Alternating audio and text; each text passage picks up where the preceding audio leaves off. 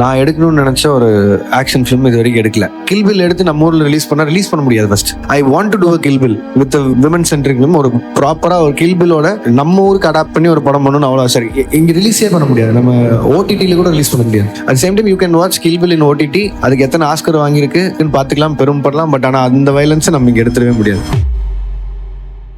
தமிழ் சினிமாவில் சாதாரணமாக ஒரு ஹீரோயின் கேரக்டர் எப்படி இருக்கும் அப்படின்னு யோசிச்சு பாருங்களேன். யோசிச்சிட்டிங்களா? உங்களுக்கு ஒரு ஜட்மெண்ட் இப்போ வந்திருக்கும். இதுதான் நம்ம வருஷ கணக்காக பார்த்துட்டு இருக்க ஒரு ரெகுலர் கமர்ஷியல் டெம்ப்ளேட். ஹீரோயின்னாலே ஹீரோவை பயங்கரமாக லவ் பண்ணுறதும் ஒரு சர்டைன் பாயிண்ட்டுக்கு அப்புறம் அவரை சுற்றி வர்றதும் தான் அவங்களோட வேலை அப்படின்னு ஒரு எழுதாத ரூலே வச்சிருக்காங்க. ஆனால் இதுக்கு நடுவில் சிலர் இந்த ரூலை உடைச்சு கொஞ்சம் டிஃப்ரெண்டான போல்டான நம்மளையும் யோசிக்க வைக்கிற மாதிரி சில கேரக்டர்ஸையும் எழுதியிருக்காங்க. அதெல்லாம் அவ்வளோ பேசப்படாமல் இருக்கு. நம்ம சேனலில் இப்போ அதெல்லாம் பற்றி பார்ப்போம். நம்ம சேனல் மெம்பர்ஷிப்ல ஜாயின் பண்ண ஒருத்தர் இந்த வீடியோவை ரீசெண்டாக கேட்டிருந்தாரு. அதாவது பாக்ஸர் நிஷா, டிசி படத்துல வர சந்திரா மாதிரி ரோல்ஸை பத்தி எல்லாம் பேச சொல்லி கேட்டிருந்தாரு. அந்த ஐடியா எனக்கும் ரொம்ப ஆப்ட்னு தோணுச்சு. ஸோ இது அறம் அருவி அந்த மாதிரி எல்லாருக்கும் தெரிஞ்ச ஃபீமேல் சென்ட்ரிக் படங்களை பத்தின வீடியோ இல்ல, மாறாக நம்ம மனசுல ஆழமா பதிஞ்ச சில போற்றப்படாத அண்டர் ரேட்டட் ஹீரோயின் கேரக்டர்ஸை பத்தின ஒரு அனாலிசிஸ் தான் இது. ஸோ ஸ்டார்ட் பண்ணலாம். பட் அதுக்கு முன்னாடி நீங்க இந்த சேனலுக்கு புதுசு அப்படின்னா சஞ்சய் கிரீஷ். யூஸ்வலான மூவி ரிவ்யூஸ்லாம் தாண்டி அதிகமாக பேசப்படாத மூவி கான்டென்ட்ஸ்லாம் நம்ம நிறையவே பேசுவோம். அண்ட் trust me, இதனால மூவிஸ் மேல இருக்க உங்க பெர்ஸ்பெக்டிவே மாறும். ஸோ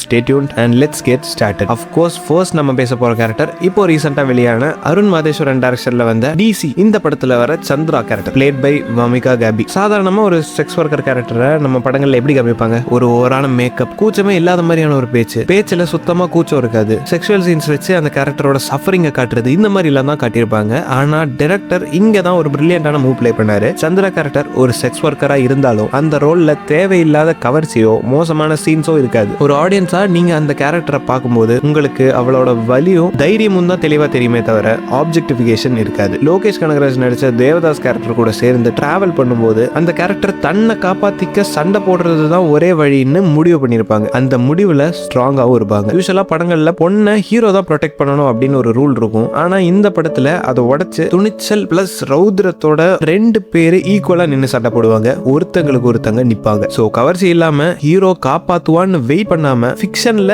எப்படி ஒரு ஸ்ட்ராங்கான ஃபீமேல் கேரக்டர் எழுதணும் அப்படின்றதுக்கு வமிகா காபியோட இந்த character one of the best எக்ஸாம்பிள்ஸா இருந்துச்சு.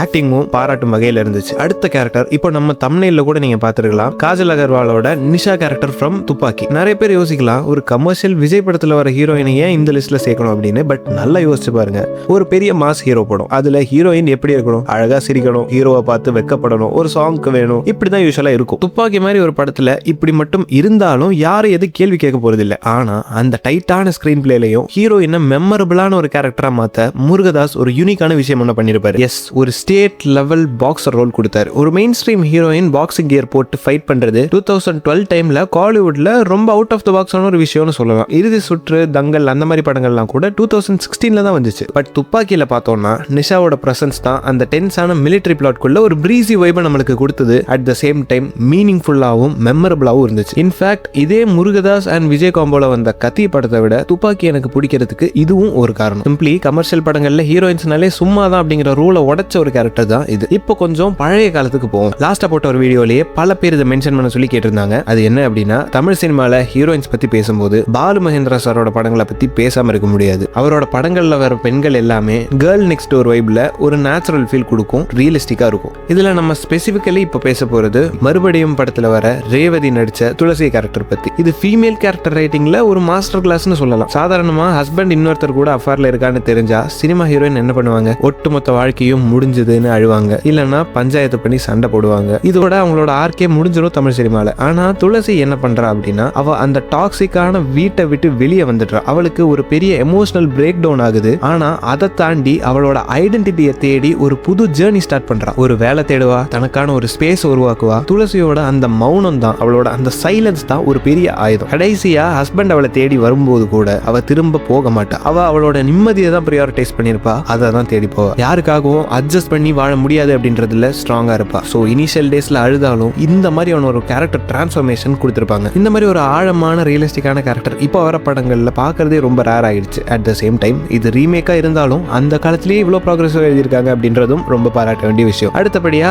ஆரண்யா காண்டம். இதுல யாஸ்மின் பொன்னப்பா நடிச்ச சுப்பு கேரக்டரை நம்ம லிஸ்ட்ல வைக்கல அப்படின்னா அது ஒரு பெரிய குற்றம். டிசி சந்திராக்கு முன்னாடி ஒரு கோட் இருந்தாங்க அப்படின்னா அது சுப்பு தான். படம் ஸ்டார்ட் ஆகும்போது சுப்புவை பார்த்தா உங்களுக்கு ரொம்ப பாவமா தோணும். சிங்கப்பெருமாள் மாதிரி ஒரு கொடூரமான வயசான ஒரு டான் கிட்ட மாட்டிக்கிட்டு முழிக்கிற ஒரு சின்ன பொண்ணா தெரிவாங்க. ஆடியன்ஸ் நம்ம எல்லாருமே எப்படியாச்சும் இந்த பொண்ணு இதுல இருந்து தப்பிச்சிடாதா அப்படின்னு ஃபீல் பண்ணுவோம். பட் அந்த படத்தோட கிளைமேக்ஸ்ல மைண்ட் ப்ளோயிங்கான ஒரு ட்விஸ்ட் இருக்கும். தமிழ் சினிமா ஹீரோயின்ஸ்க்கு எப்பவுமே ஒரு நியாயம் தர்மம் அப்படின்னு ஒன்று செட் பண்ணி வச்சிருப்பாங்க. அவங்க தப்பு பண்ண மாட்டாங்க, பணத்துக்காக ஆசைப்பட மாட்டாங்க அப்படின்னு எல்லாம். ஆனா சுப்பு அவ எல்லாரையும் ஏமாத்துவா, சப்பையை யூஸ் பண்ணி அவளோட எஸ்கேப் பிளானை எக்ஸிக்யூட் பண்ணுவா. கடைசியில அந்த பணத்தோட எந்த கில்ட்டும் இல்லாம அவ பாட்டுக்கு போயிட்டே இருப்பா. இப்போ ஒரு கேள்வி வரலாம், சுப்பு ஒரு வில்லனா அப்போ அப்படின்னு? கண்டிப்பா இல்ல. நல்லா யோசிச்சு பார்த்தா அந்த மொத்த படத்திலேயே ரொம்ப மூளை உள்ள ஆள் அவ தான். அவ இருக்க சிச்சுவேஷன்ல அவகிட்ட மாரல் வேல்யூஸும் நம்ம எதிர்பார்த்தா நாம தான் முட்டாள். சோ என்ன கேட்டா she is not a villain, she is just a survivor. அவளை உங்களுக்கு பிடிக்கலனா கூட அவளோட பிரில்லியன்ஸ் நீங்க ரசிக்க தான் செய்வீங்க. இதுதான் இந்த கேரக்டரோட பியூட்டி. அடுத்தபடியா ரொம்ப பெரிய அளவுல கொண்டாடப்படாத ஒரு படம் அப்படின்னா விடியும் முன். இதுல பூஜா நடிச்ச ரேகா கேரக்டர் பத்தி பேசி ஆகணும். இது ஒரு இன்டென்ஸான த்ரில்லர் மூவி. ரேகா ஒரு செக்ஸ் ஒர்க்கர். ஆனா அவளோட கேரக்டர் ஆர்க் ஒரு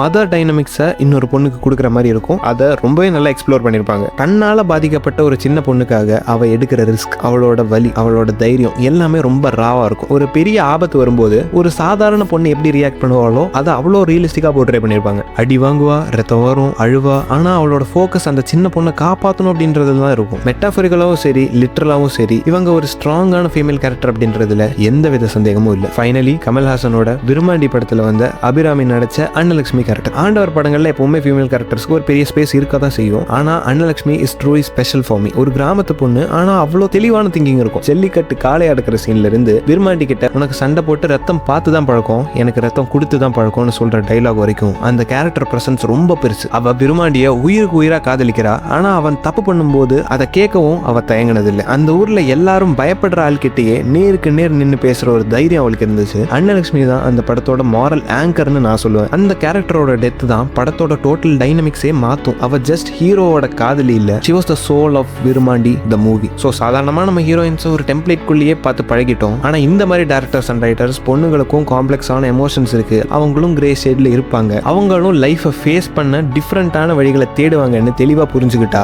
will get lot more characters like them. Just female centric படங்களை மட்டும் தான் நம்ம கொண்டாடணும்னு இல்ல. இந்த மாதிரி கமர்ஷியல் மெயின் ஸ்ட்ரீம் இல்லைனா கல்ட் கிளாசிக் படங்கள்ல வந்த அந்த வெல் ரிட்டன் ஹீரோயின்ஸையும் நம்ம அப்ரிஷியேட் பண்ணணும். இது பேர் மினிமமா மாத்தணும். இப்போ நீங்க சொல்லுங்க, உங்களுக்கு இந்த மாதிரி ரொம்ப பிடிச்ச ஆனா யாரும் அதிகமா பேசாத அண்டர் ரேட்டட் ஹீரோயின் கேரக்டர் யாரு? இன்னும் நிறைய இருக்காங்க. அதை கமெண்ட்ஸ்ல சொல்லுங்க, நானும் படிச்சு தெரிஞ்சுக்கிறேன். So meet you in next video. Until then, it's Sanjay Girish signing off.